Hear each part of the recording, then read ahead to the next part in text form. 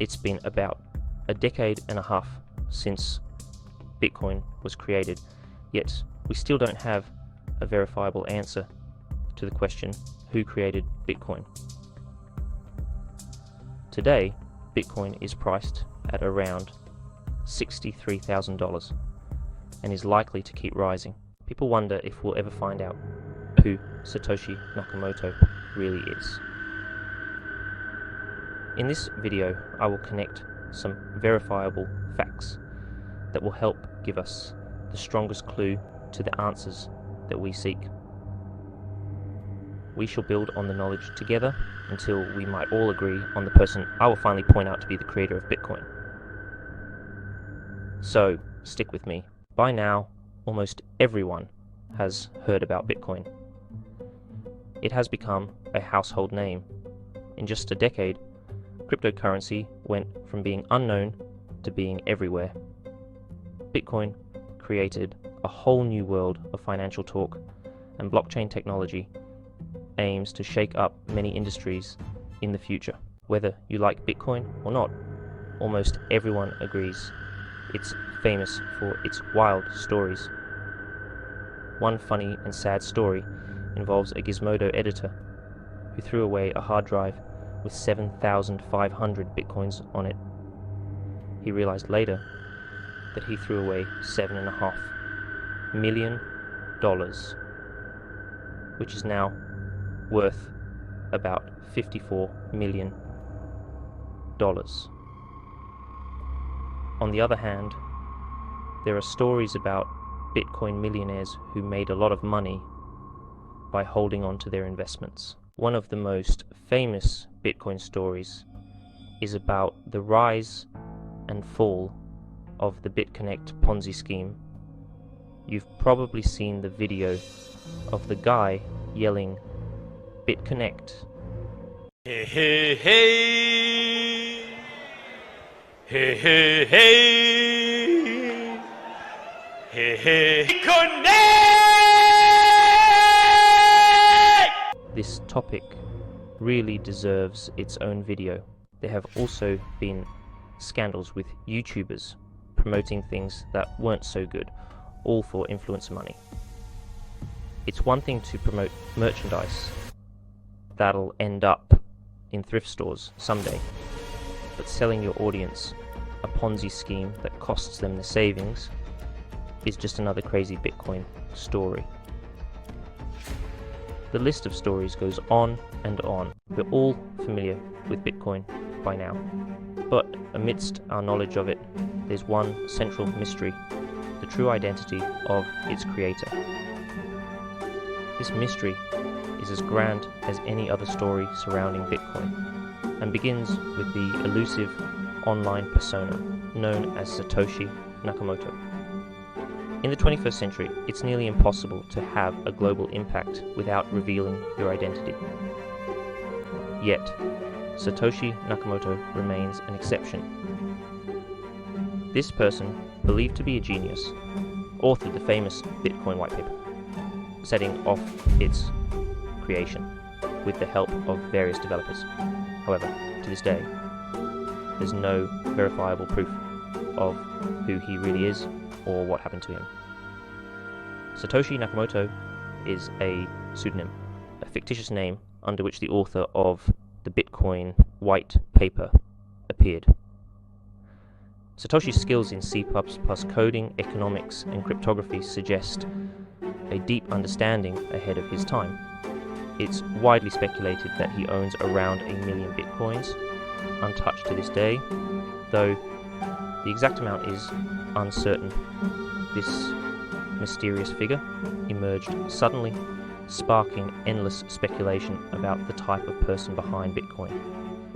One might expect Bitcoin's creator to eventually profit from it, but Satoshi has shown no interest in touching his supposed fortune. The public nature of blockchain transactions means we'd know if he did. Various theories attempt to explain why Satoshi hasn't spent any of his Bitcoins. Some believe he's waiting for the right moment to cash out, while others think he intends to donate his fortune to the community. There's also speculation that he lost access to his bitcoins, or that he has passed away. As we explore these theories further, it's clear this debate has been ongoing for some time. Journalists often pick a candidate for Satoshi and work backwards, which can lead to confirmation bias. To provide a clearer picture, I'll focus on primary sources and evidence in my analysis. Despite Satoshi's efforts to remain anonymous, our online interactions always leave traces, much like poker players' actions at a table. Understanding the creator of Bitcoin requires delving into a lot of background. So, let's begin by going back to the 1980s to gather context and attempt to uncover Satoshi's true identity. Contrary to popular belief, the origins of Bitcoin stretch back much further than 2007. The seeds for its creation were sown in the late 1980s, largely influenced by a cryptographer and computer scientist named David Chaum. Chaum gained prominence for his work, including a seminal 1982 paper titled Blind Signatures for Untraceable Payments, which laid the groundwork for an anonymous payment system called digital cash. His ideas heavily influenced a group known as the Cypherpunks, a community advocating for privacy-enhancing technologies. Understanding the term cyberpunk is crucial to grasping Bitcoin's origins and potentially identifying its creator. In simple terms, a cyberpunk advocates for widespread use of strong cryptography and privacy technologies to bring about social and political change. The cypherpunks, communicating through electronic mailing lists, foresaw the erosion of privacy in the internet age, contrasting sharply with the prevailing view in the 1970s when encryption was largely confined to governments and spies. During that era, the cypherpunks believed in empowering individuals to safeguard their online privacy through cryptographic tools, challenging the growing surveillance by both corporations and governments. This movement faced significant challenges as few people owned computers back then, and educating the public about complex cryptographic techniques was daunting. The cypherpunks primarily communicated through an active email list known as the Cryptography mailing list, akin to an early online forum. This platform was pivotal for discussions and developments in cryptography, although it also attracted trolls who would spam subscribers by signing them up without consent. The Cryptography mailing list originated around 1982 through the efforts of Eric Hughes, Timothy C. May, and John Gilmore. They initially formed a small group that convened monthly at Gilmore's company, Cygnus Solutions, located in the San Francisco Bay Area.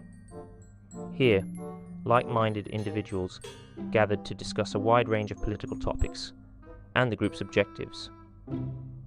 As the cypherpunk community expanded, so did the mailing list, quickly growing to include thousands of participants and evolving into a vibrant hub for discussions. Over time, the cypherpunks continued to contribute to the development of various significant software projects. It's essential to note that the roots of the cypherpunk movement can be traced back to California.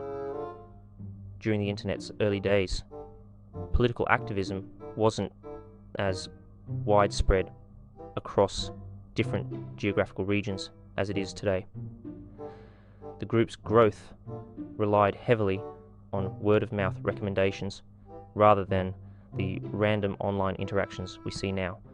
It's crucial to consider that The influence of the cypherpunks was most pronounced in areas where the group had a sizable local presence. Analysing Google Trends data for the term cypherpunk from 2004 to 2008 reveals that California exhibited the highest interest in the United States. At some point, Satoshi Nakamoto encountered the influence of the cypherpunks, raising the possibility that Satoshi may have been active under a different username before creating Bitcoin. According to Satoshi, work on Bitcoin commenced in 2007, suggesting that Satoshi likely participated in the cryptography mailing list under an alternate identity prior to that time. As we delve deeper into this internet mystery, keep the cryptography mailing list archive in mind for reference. I'll include a link to the archive in the description for future use. One significant point to emphasize is California's role as a focal point for cypherpunk activism. While this detail may seem minor now, it will become clearer why it's important as we uncover more clues. Despite their diverse software developments, the cypherpunks struggled to create a viable digital currency, a challenge that Satoshi Nakamoto tackled head-on. On October 31st, 2008, Satoshi presented his work in progress to the cypherpunk mailing list, aiming to transform his proposal into reality. This proposal materialized as the renowned white paper titled Bitcoin, a peer-to-peer electronic cash system. Unlike conventional white papers, Satoshi had already initiated the project before drafting the paper in 2007. If you're unfamiliar with the term white paper, it's essentially a document outlining a problem-solving philosophy. Satoshi's white paper outlined a plan to create a decentralized currency, a goal that had eluded previous attempts. A major challenge at the time was the double spending problem, which Satoshi addressed by drawing on insights from earlier research. The term white paper originates from British English, and interestingly, prior to 2008, it garnered significantly more interest in the United Kingdom compared to other first world countries. Moreover, throughout his writings, Satoshi consistently used British English spellings like checks, analyze, favour, organise, and even bloody difficult. Despite this, his spelling was always correct, suggesting he likely used spell-checking software configured for British English. An intriguing aspect of Satoshi's writing style is his use of 2 spaces after each period. This practice is uncommon today, but was once standard in academic writing and typewritten documents. Satoshi's habitual use of double spacing hints that he may have learned to type on a typewriter, where this practice was necessary. If true, this detail could provide clues about his age. The widespread adoption of personal computers with keyboards suitable for home use began around 1977, with models like the Apple II and the TRS-80.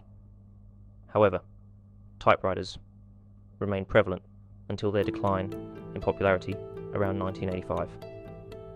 This timeline suggests that Satoshi Nakamoto, despite claiming a birth date of April 5th, 1975 on his P2P Foundation forum account, may actually be older than indicated. If Satoshi indeed learned to type on a typewriter during his teenage years, it would imply he is likely between the ages of 55 to 64 today, rather than the 44 years old suggested by his forum profile. This estimate, though speculative, considers the technological context of his early years and provides a plausible range for Satoshi Nakamoto's age. Satoshi stated that he began working on the project in 2007 and had already made significant progress towards realizing it. Many members of the mailing list initially viewed this proposal with doubt, while the concept of digital currency had been contemplated by others before Satoshi. What distinguished him was his ability to actually implement his idea. For instance, Wei Dai's B money served as inspiration, but remained at the conceptual stage. DigiCash, proposed by David Chaum for anonymous payments using cryptographic signatures, faced bankruptcy in the 1990s due to limited adoption amidst a nascent e-commerce landscape. Another precursor was Nick Szabo's BitGold, which bore striking similarities to Bitcoin but never materialized. Szabo has since discussed the differences and challenges he encountered, noting Satoshi's innovations without delving into technical details. You can explore Szabo's writings if interested. Some speculated that Szabo might be Satoshi due to their project's similarity and his absence from the white paper. But Satoshi acknowledged Szabo not only in the paper, but also on his website. This suggests that Satoshi Nakamoto may not have been aware of Nick Szabo until Bitcoin gained attention. We'll delve deeper into the Nick Szabo theory shortly, but for now, let's return to our timeline. Despite past failures of similar projects, Hal Finney decided to be the first to accept Satoshi's proposal and began working on the Bitcoin project voluntarily. Hal Finney, a computer scientist and cypherpunk, was well respected in the community for his role at PGP Corporation, known for PGP encryption. It's worth noting that Satoshi looked up to Hal, but more on that later. Hal later wrote on the Bitcoin Talk forum when Satoshi introduced Bitcoin on the cryptography mailing list. It was met with skepticism common among cryptographers who had seen many ambitious projects from inexperienced newcomers. I was more optimistic. I had long been interested in cryptographic payment schemes and had the fortune of meeting and corresponding extensively with both Wei Dai and Nick Szabo, widely acknowledged for their ideas that influenced Bitcoin. As mentioned earlier, Hal devoted himself to the Bitcoin project from his initial contact with Satoshi and earned a substantial amount by mining the coin in its early stages. Satoshi and Hal seemed to develop a close relationship as they exchanged frequent emails and encountered a notable bug during the early mining days. During this period, it appeared Satoshi and his associates were developing Bitcoin together. However, as Satoshi began to attract attention for the project, he gradually withdrew from public view, claiming to have moved on to other pursuits, with Gavin Andresen and the rest of the Bitcoin team taking over. Many online observers speculate that Hal Finney could be Satoshi Nakamoto, but Hal himself consistently denied this before his passing in 2014. To assess this theory properly, let's consider Hal Finney's significant contributions. He was a pioneer in cryptography, quietly laying the groundwork for many tools used in Bitcoin. Moreover, Hal was among the first to collaborate with Satoshi on Bitcoin's development, leading some to speculate that he might have pretended to be Satoshi to deflect attention. While Hal is a compelling candidate for Bitcoin's creator, there's a crucial factor that casts doubt on this idea. In 2009, Hal was diagnosed with ALS, a debilitating nervous system disease that weakens muscles and affects physical abilities. ALS leads to the death of neurons controlling voluntary muscles and is associated with high comorbidity rates. If Hal had ALS, it would have been challenging for him to perform the intricate coding tasks required as Bitcoin evolved, as coding demands precise motor skills. Given Hal's denial of being Satoshi and his reputation for honesty, I find it unlikely that he would falsify his involvement. While he was undoubtedly a skilled programmer, it's plausible that he knew the real Satoshi Nakamoto without being him. Ultimately, the decision rests with you, but personally, I don't believe Hal Finney is Satoshi Nakamoto. Nevertheless, Hal played a crucial role in Bitcoin's early development. It's conceivable that Satoshi's work involved collaboration among multiple individuals, not just one.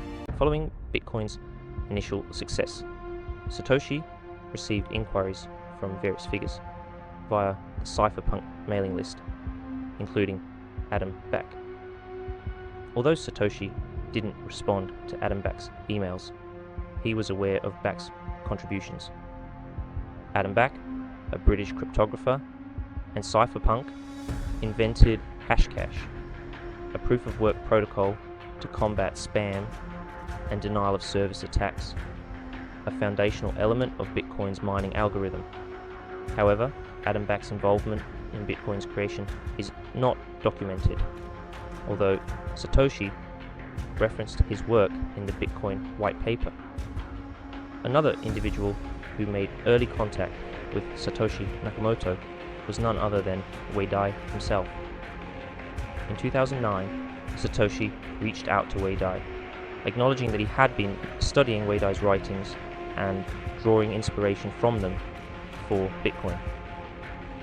He requested Wei Dai to review his work, as many cryptographers had done previously. However, Wei Dai's initial response was quite intriguing. He replied with an email stating, "I'm curious about how my B-Money project was referenced in your paper, but I don't recall ever hearing from you or anyone else about it until now. How did you come across it? If you could update me on your progress with Bitcoin, I would appreciate it." Wei Dai is among the select few who had the privilege of corresponding with Satoshi Nakamoto through the cryptography mailing list, and later examined his work.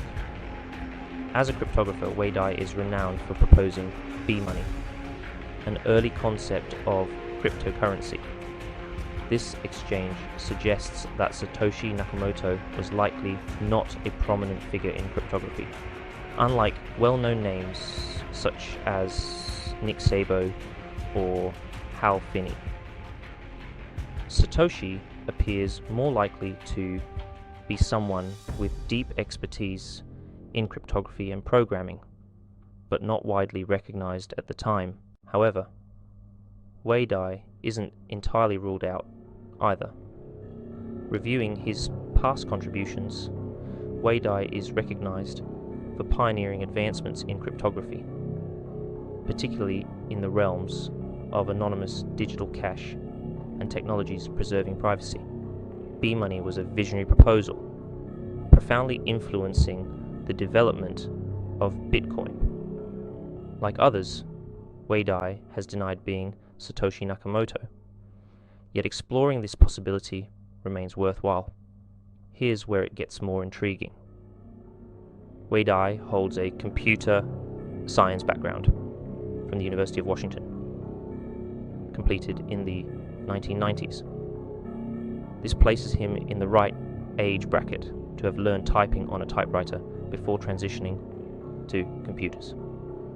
Though speculative, This aligns with clues we've uncovered about Satoshi's habits and background. Wei Dai's involvement with cypherpunks and profound understanding of cryptographic protocols make him a compelling candidate, though not definitively so.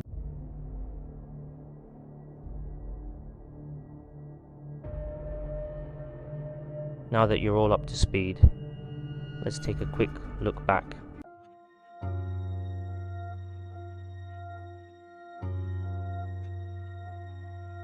In our previous segment, we explored the origins and early days of Bitcoin. Initially, we delved into the inspiration behind Bitcoin's creation from the cypherpunks and its roots in activist circles in California.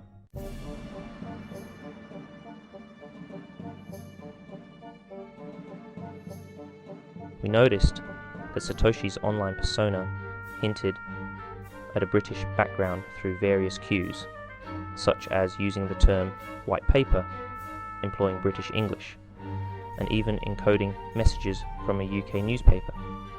These clues suggested that Satoshi likely had British heritage.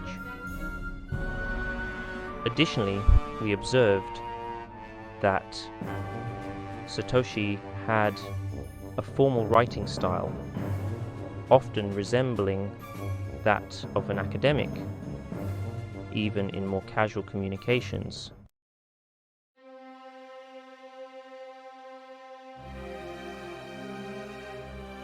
Leading up to Satoshi's disappearance, a notable incident was his direct plea to WikiLeaks, urging them not to adopt Bitcoin. I previously highlighted this in my last video, but I'd like to revisit it here for emphasis. When user Aaron Horning challenged WikiLeaks to use Bitcoins despite potential risks, Satoshi responded firmly, advising against it. No, don't proceed. The project needs to grow steadily so the software can mature. I appeal to WikiLeaks not to attempt using Bitcoin. It's a small beta community in its early stages. The potential gain would be minimal, and the attention could potentially jeopardize us at this stage.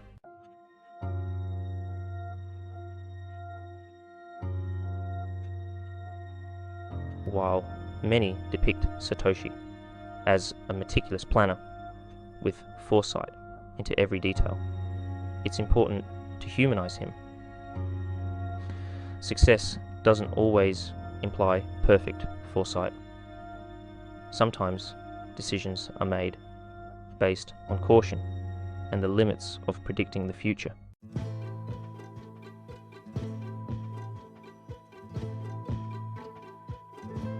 One final point from our previous discussions pertains to Satoshi's British background possibly being a deliberate misdirection.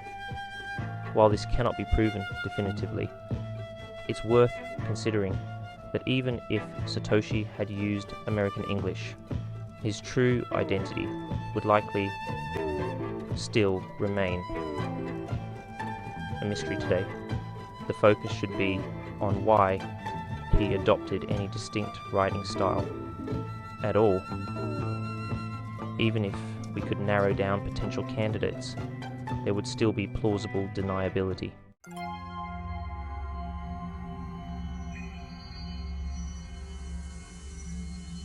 Satoshi's operational security included using a pseudonym, Tor Anonymity Network,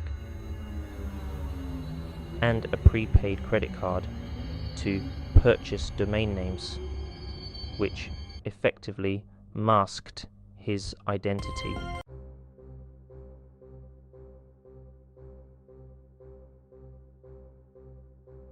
Now that we're caught up, let's delve into the broader implications of Satoshi Nakamoto's disappearance.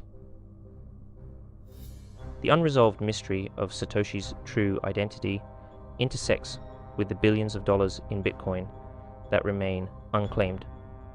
Each time Bitcoin's price surges to new heights, discussions and investigations into Satoshi's identity resurface. This ongoing intrigue is justified, especially for those unfamiliar with cryptocurrencies or trading.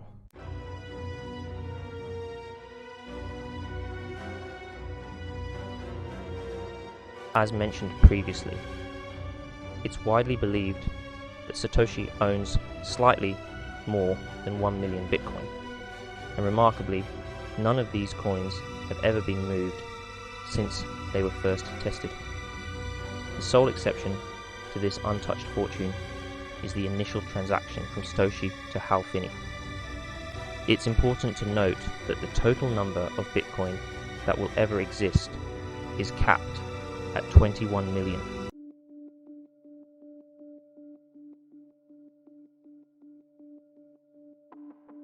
Over time, as more Bitcoin are lost or taken out of circulation, their scarcity increases, potentially driving up their value.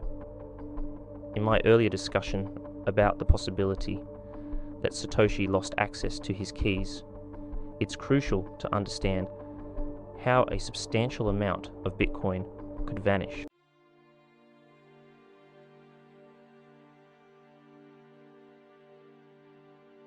Managing a Bitcoin wallet boils down to a pair of cryptographic keys. The public key, used for transactions, and the private key, used to access the wallet.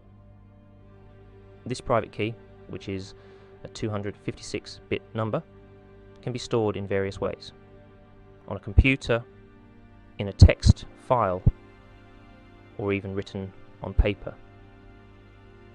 Losing this private key means losing access to the Bitcoin stored in that wallet permanently.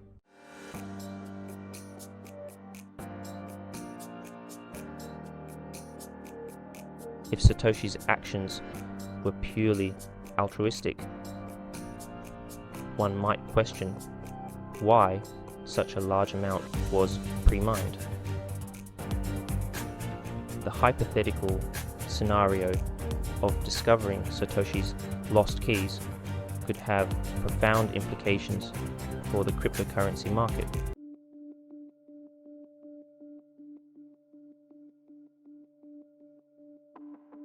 Confirming the loss of these keys would effectively remove 1 million Bitcoin from circulation forever, potentially driving up the price significantly. As Bitcoin mining gradually exhausts new supply and coins continue to be lost, Satoshi's untouched fortune stands poised to become an increasingly valuable asset capable of impacting the market if liquidated suddenly.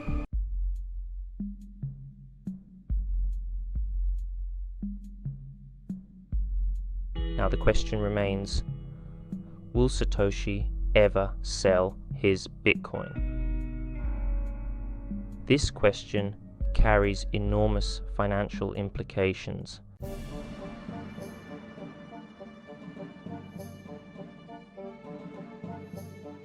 Some argue that Satoshi refrains from selling due to concerns about personal safety or legal repercussions from governments. This argument may have held more weight during Bitcoin's early days, especially in light of incidents like the WikiLeaks affair.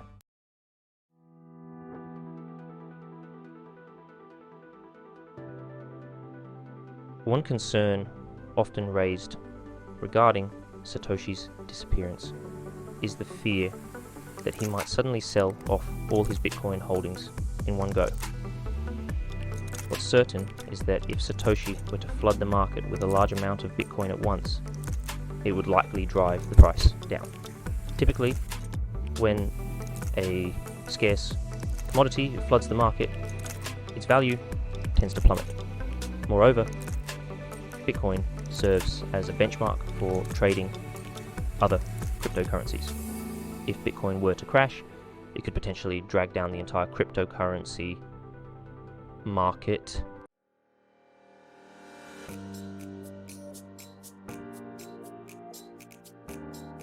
He emphasized his cryptographic expertise, implying he would have taken meticulous precautions to secure his private keys, possibly encrypting them on his computer.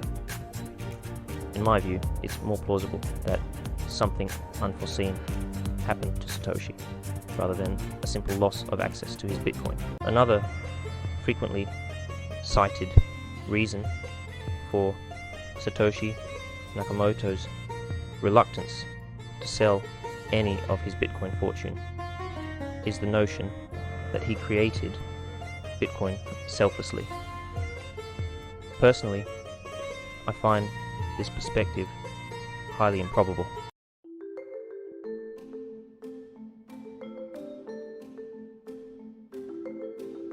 Cursory search on Satoshi Nakamoto often brings up the name Dorian Nakamoto prominently.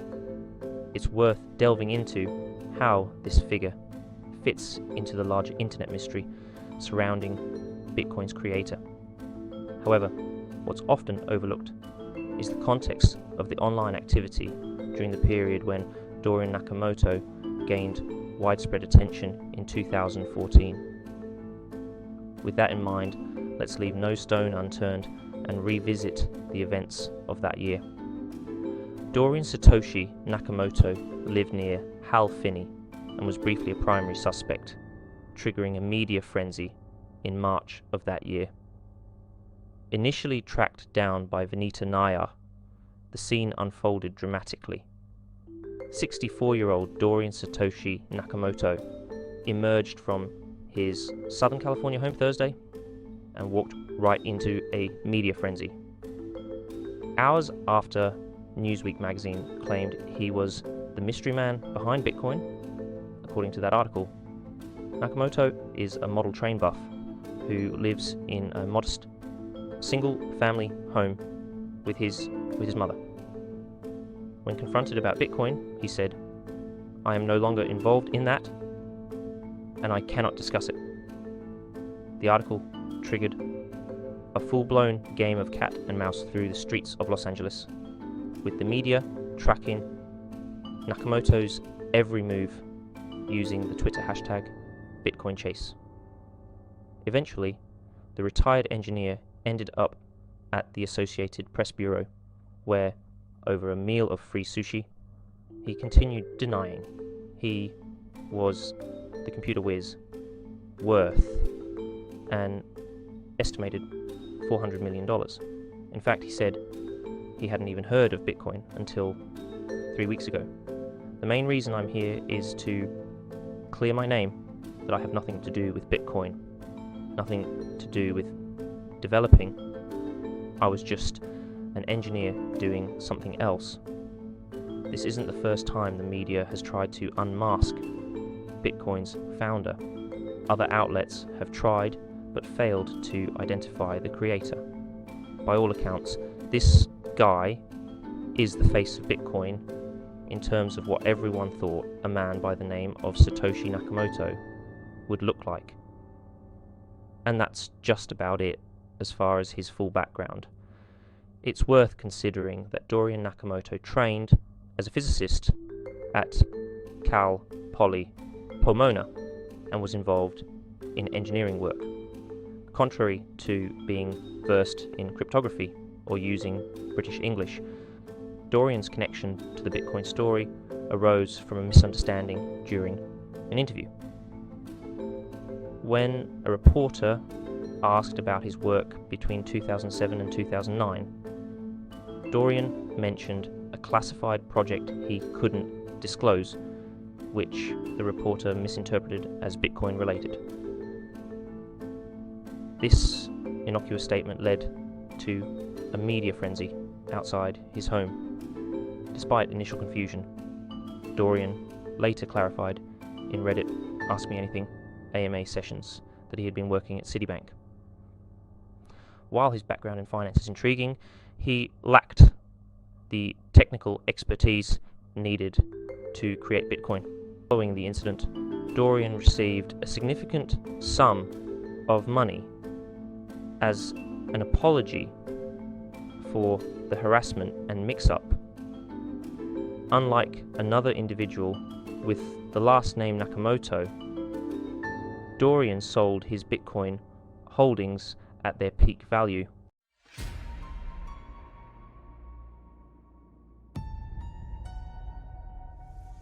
Notably, Satoshi Nakamoto used platforms beyond the Cypherpunk mailing list to promote Bitcoin in its early days.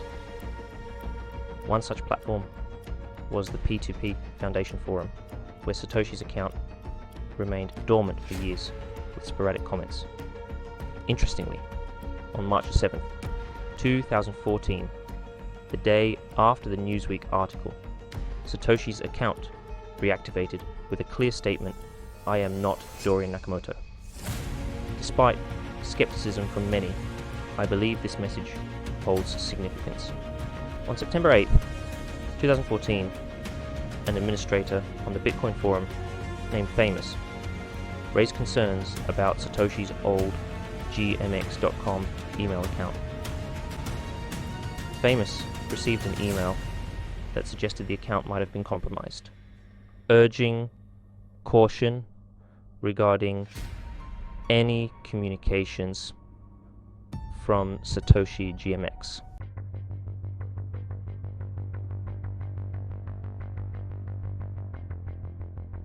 The hacker who gained access to Satoshi's email had a clear motive: extortion.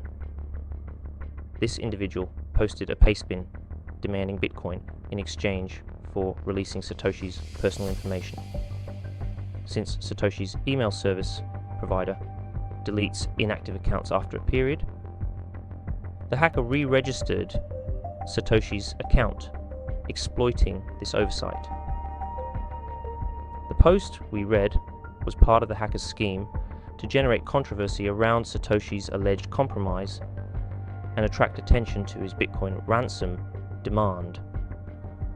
Ultimately, the hacker only managed to obtain 1.5 Bitcoin, and the documents he claimed to possess were actually related to a geek commerce order where someone mistakenly used Satoshi's email.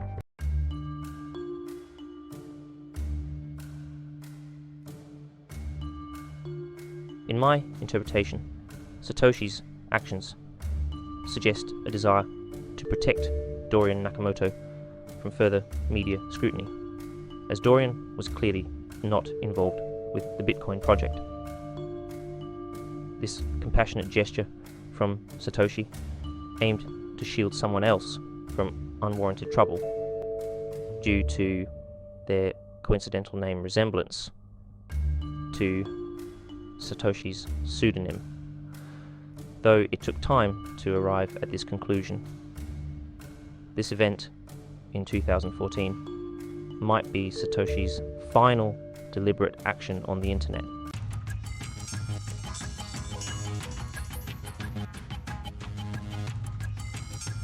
In the concluding chapters, I intend to address all the loose ends I've alluded to in my previous chapters. The finale will delve into some of the most intriguing and lesser-known clues that have not been widely discussed on platforms like YouTube. I will present my comprehensive analysis of who I believe Satoshi Nakamoto could be, exploring all the prevalent online theories.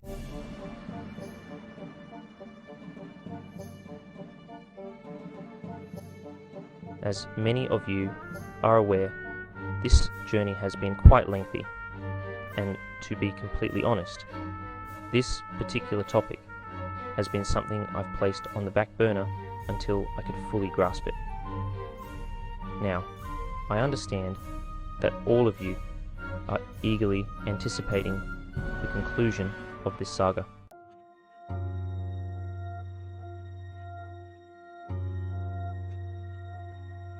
The ethics surrounding the identification of Satoshi Nakamoto have been widely debated. For those concerned that Satoshi may prefer anonymity and distance from the Bitcoin project. It appears that may not be entirely accurate. However, I don't believe it's unethical to identify someone who is already a public figure, particularly when there is substantial evidence supporting it.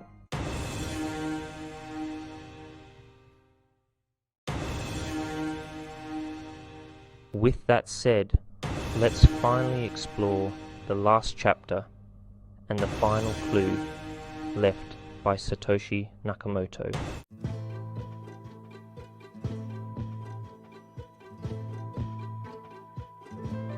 In our previous discussion, we examined Satoshi's communication on the P2P Foundation forums, a day after Newsweek erroneously identified Dorian Satoshi Nakamoto as the Bitcoin creator. Despite claims that Satoshi's forum account was compromised, our investigation into the recovery date revealed a significant 6-month discrepancy, strongly suggesting authenticity. In our previous installment, I hinted that this forum post might be Satoshi's final imprint on the internet.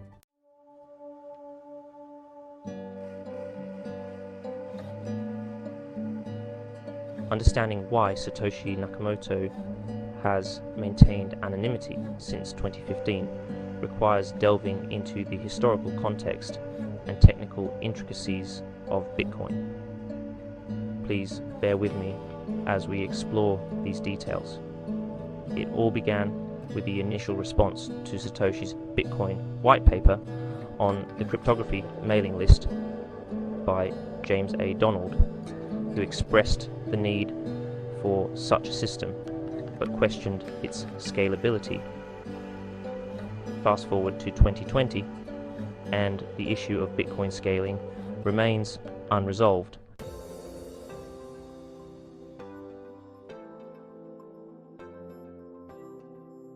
Gavin Andresen, appointed by Satoshi and developer Mike Hearn, spearheaded efforts to address Bitcoin's scaling challenges. In June, Gavin proposed Bitcoin Improvement Protocol 101, advocating for an increase in block size to 8 megabytes, with subsequent doubling every 2 years upon minor consensus and software upgrades. Success would have seen Bitcoin XT supplant Bitcoin as the primary currency, while many agreed that raising the block size limit was inevitable. Achieving consensus proved challenging.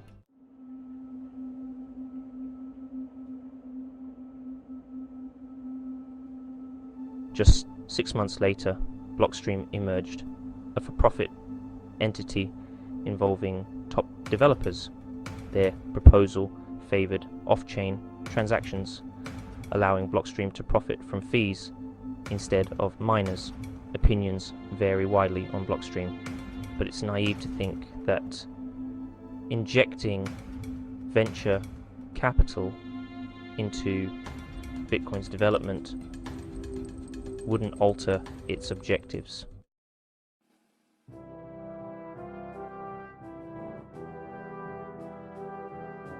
Returning to Bitcoin XT in 2015, if Gavin had convinced 75% of miners to follow him, developing sidechains would lose relevance, likely disappointing Blockstream's investors.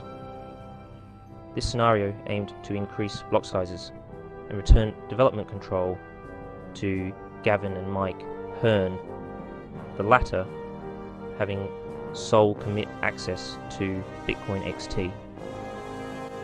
Consider Blockstream CEO's response when asked about blockchain forks and Bitcoin XT becoming dominant, potentially reshaping Bitcoin's governance.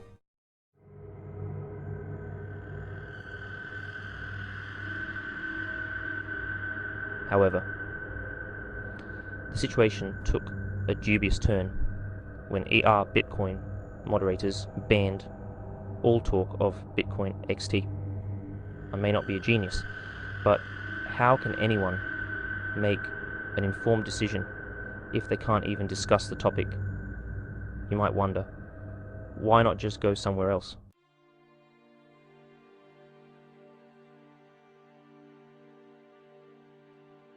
How do we know Themos had ties to Blockstream? In 2011, Themos mentioned soliciting donations for forum improvements, which accrued in a Bitcoin address. 2 years later, after no progress, questions arose.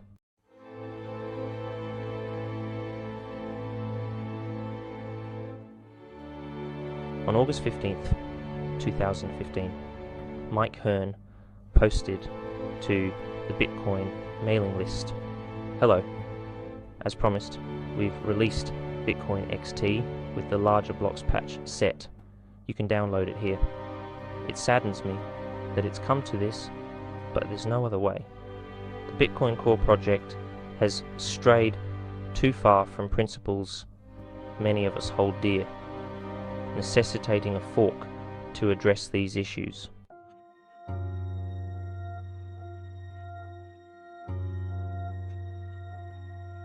"40 minutes after Hearn's post, Satoshi responded on the mailing list. I've been following the recent block size debates. I hoped debate would resolve and a fork proposal would gain widespread consensus. However, with Bitcoin XT's formal release, consensus seems unlikely. I must voice concerns about this risky fork. Its developers claim fidelity to my original vision, but that's far from true. Bitcoin was designed to resist influence from charismatic leaders, whether Gavin Andresen, Barack Obama, or even Satoshi Nakamoto.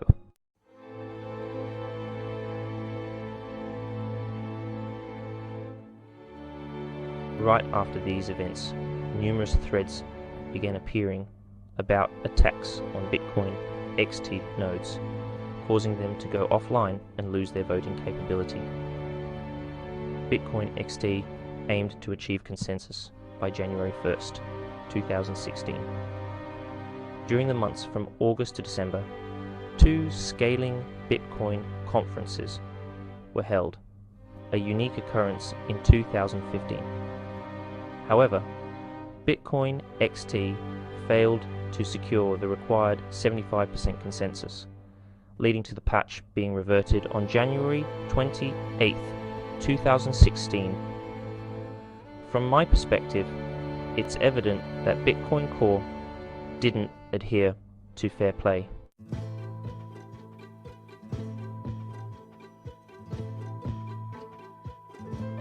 When Gavin publicly declared, "I do think Craig is Satoshi," citing a meeting in London and cryptographic proof using the first Bitcoin block's private key, it caused a stir.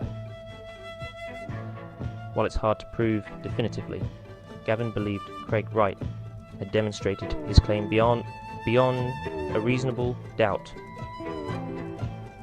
Gavin later acknowledged the possibility of being misled, but never genuinely believed Craig Wright was Satoshi. Rather, Gavin aimed to rally support for larger block sizes. The swift revocation of Gavin's commit access by Bitcoin Core upon his Satoshi declaration raises questions.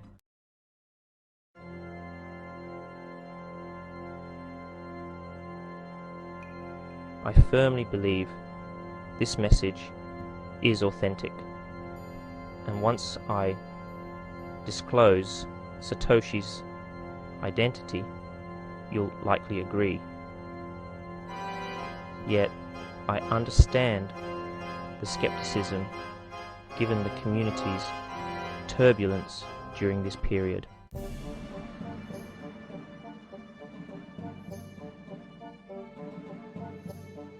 As mentioned in part 2, I previously suggested that Satoshi might have deliberately misled us, or that we should take the clues about his identity at face value.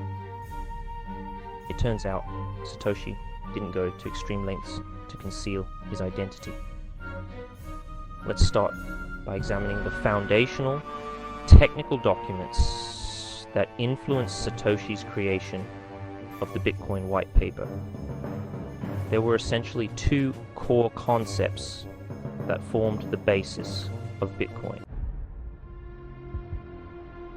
While there were many aspects of applied cryptography and other elements in the project, the primary inspirations were derived from the B-money proposal.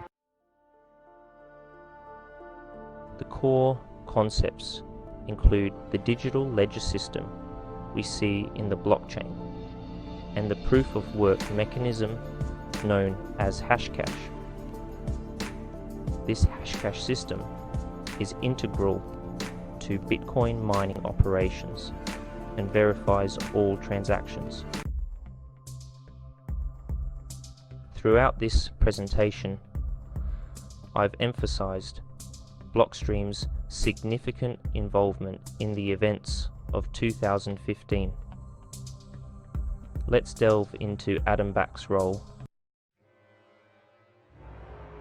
Adam Back is explicitly referenced in Satoshi Nakamoto's very first email, which was sent to Wei Dai. In this email, Satoshi reached out to inquire about the publication date of Wei Dai's B-money proposal. The email reads, "I was very interested to read your B-money page. I'm getting ready to release a paper that expands on your ideas into a complete working system. Adam Back at hashcash.org. Note the similarity in pointing to your site." While this email suggests correspondence with Adam Back, there's no concrete evidence to support this claim. Satoshi's interactions with almost everyone else are documented, except for Adam Back. When asked about it, Adam Back typically deflects, stating he would delete or shred any evidence. It's curious that he would be so protective of Satoshi in this regard, especially when someone like Paul LaRue, who clearly isn't Satoshi, makes headlines with misinformation spread about him. This seems highly convenient. After delving deeper into this matter, I'm inclined to believe that such an email exchange never existed. When B-money was initially announced, it didn't attract much attention. There were only about 9 discussion threads on the cryptography mailing list about the B-money proposal, with 2 of them focusing on broken links. The paper was so obscure that Adam Back himself had to post it on the mailing list and seek feedback. To clarify, Wei Dai authored the paper, but Adam Back reposted it and solicited comments. Subsequent emails in the thread elaborate further, revealing that B-money resembled a book entry eCash system associated with hashcash. The book, Open and Distributed Anonymity, explores how participants can engage in anonymous transactions. Wei's concept of decentralized minting for value creation could effectively integrate hashcash as a computational function. Similar to hashcash, this system burns CPU time, but Wei's decentralized open ledger enables anonymous exchanges. Adam clearly suggested that B-money could adopt hashcash and highlighted the potential of pseudonyms for anonymous financial transactions. Now, if you're wondering whether Adam Back could have been Satoshi Nakamoto, I would confidently say yes. He fits the profile perfectly.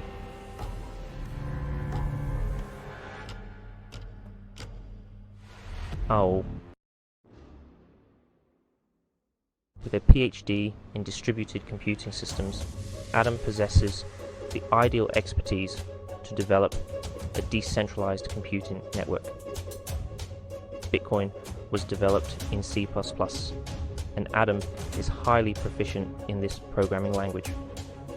Another aspect to consider is that Satoshi Nakamoto was an inventor who introduced a groundbreaking technology.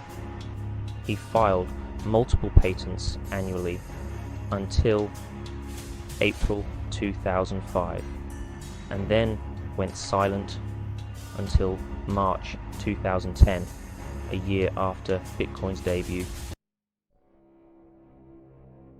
I meticulously examined all mailing lists associated with Adam's email and found no activity from 2007 to 2010.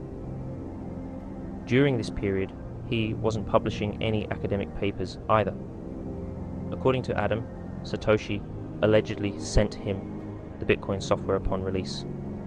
But Adam claims he didn't engage with it or mine any Bitcoin.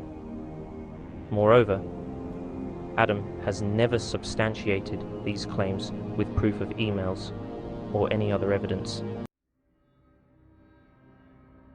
You might speculate that perhaps Adam lost interest in anonymous payments after 1998. However, around 2007, coinciding with Satoshi's initiation of Bitcoin's development, Adam's self-written Wikipedia page stated he has an interest in privacy technology and electronic cash. So, Adam had ample opportunity to update his Wikipedia entry to reflect his ongoing interest in anonymous payment systems, just as Satoshi embarked on Bitcoin. Yet despite Satoshi achieving what Adam had envisioned since 1998, Adam supposedly disregarded the software entirely. Quite convenient, isn't it?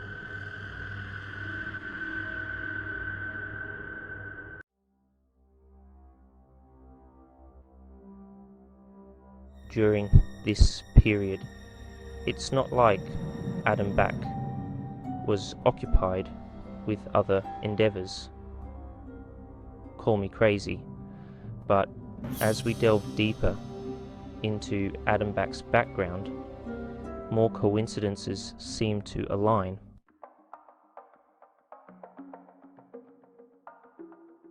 Let's consider Satoshi's distinctive writing style.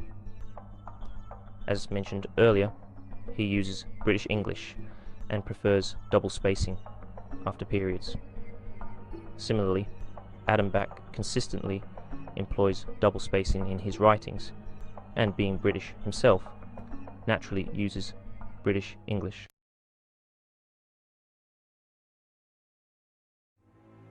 Remember how Satoshi embedded a political message in the Genesis block referencing The Times, a prominent UK newspaper? Well, it's interesting to note that Adam Back is known for incorporating political messages into concise code, having grown up in London, where The Times was widely circulated.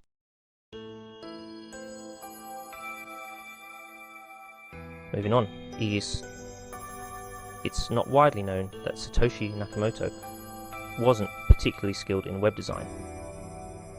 He actually received assistance from Marty Malmi in creating forums. However, if you examine the earliest snapshot of Bitcoin.org when it was managed by Satoshi, it's remarkably minimalistic.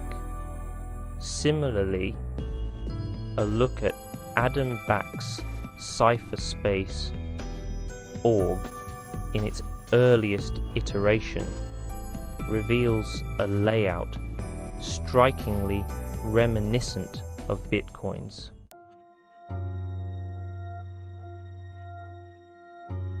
Satoshi Nakamoto held Hal Finney in high regard. Interestingly, Adam Back also admired Hal Finney.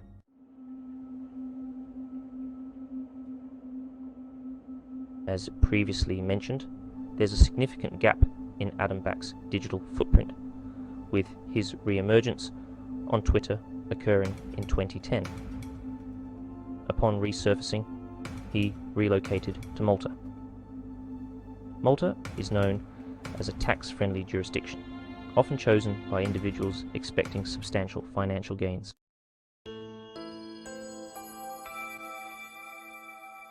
Recall from part 1 when Satoshi urged WikiLeaks not to utilize Bitcoin. Delving into Adam Back's extensive Twitter history, spanning over 19,000 tweets, reveals his initial engagement on the platform involved advocating for discussions related to WikiLeaks.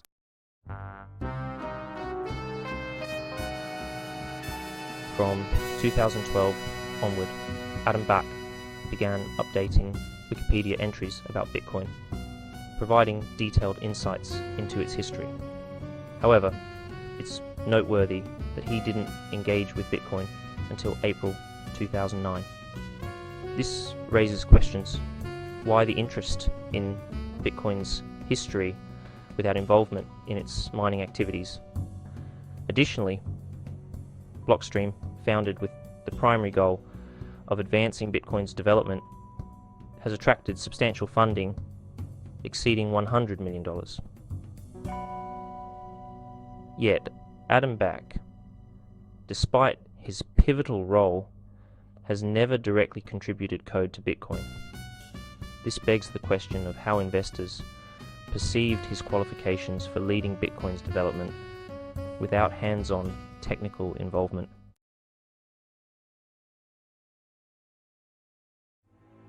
Here's another intriguing date. Adam Back finally joined Bitcoin forums and actively engaged in the community on April 17, 2013. Notably, this coincided with the publication of an article titled "The Well-Deserved Fortune of Satoshi Nakamoto." Adam Back returned to the Bitcoin forums precisely when revelations about Satoshi Nakamoto's wealth were circulating. In his debut post, he immediately asserted authority, lacking a gradual integration into the community. His initial contribution involved directing others to correct specific entries on the Bitcoin wiki. A few days later, a forum member linked an article discussing Satoshi Nakamoto's substantial fortune. Adam Back responded, acknowledging the privacy concerns raised by such disclosures.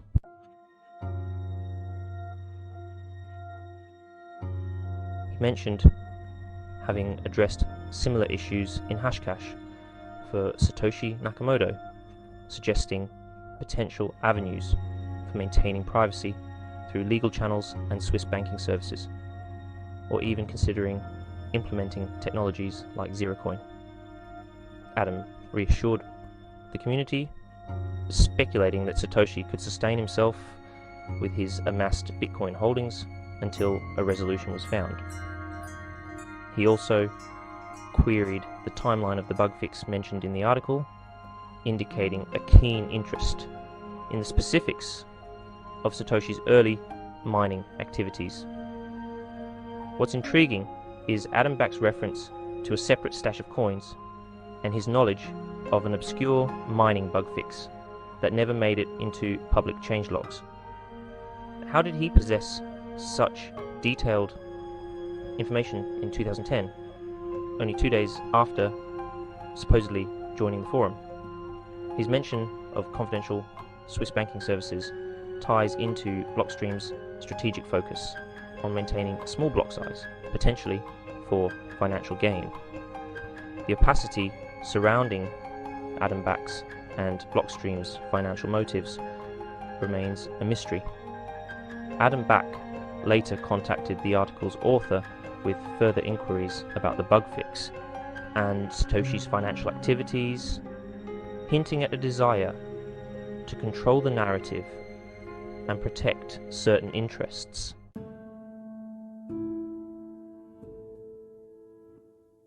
In presenting this information, I'm not questioning Satoshi's right to wealth or control over Bitcoin.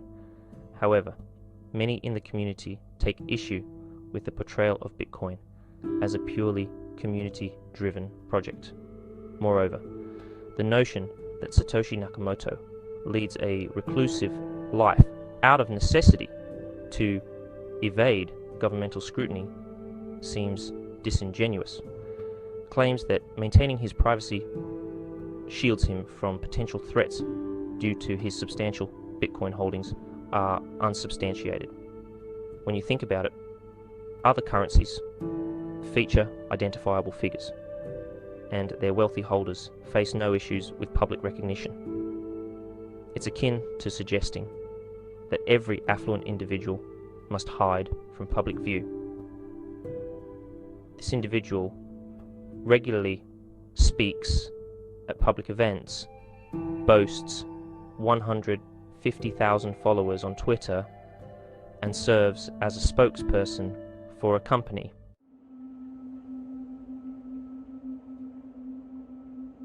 Curious about why Satoshi Nakamoto hasn't revealed their identity.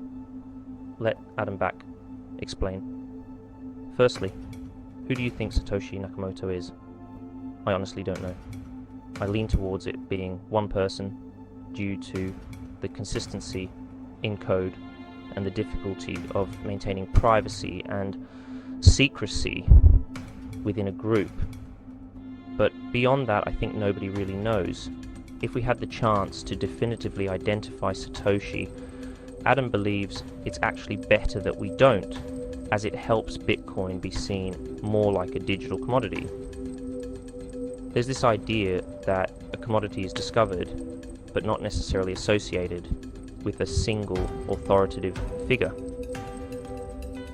Some people prefer this decentralized approach because they dislike authority and prefer independent thinking.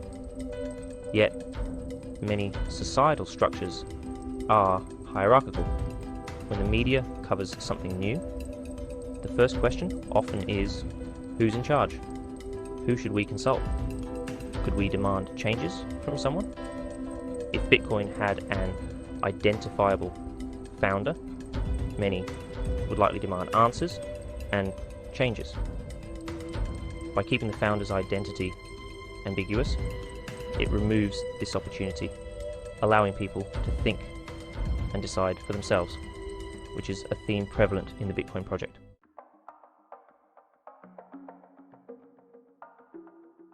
In 2015, the community widely supported increasing the block size, yet Blockstream and other developers imposed their decisions on everyone else. This irony is stark, considering Bitcoin is supposed to be immune to censorship.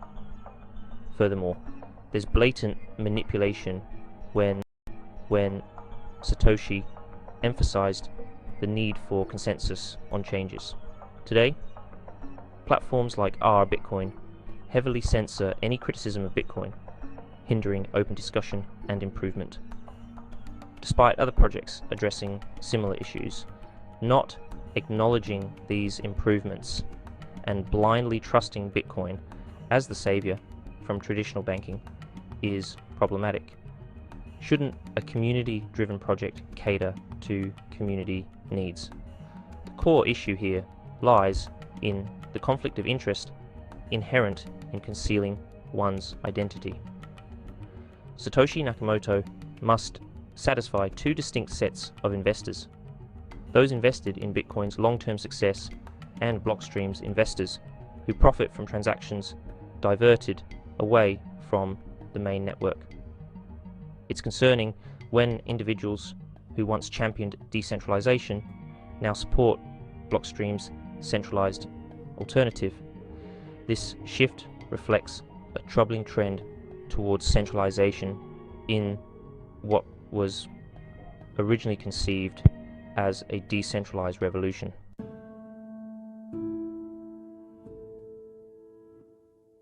These developments have been disappointing to witness unfold.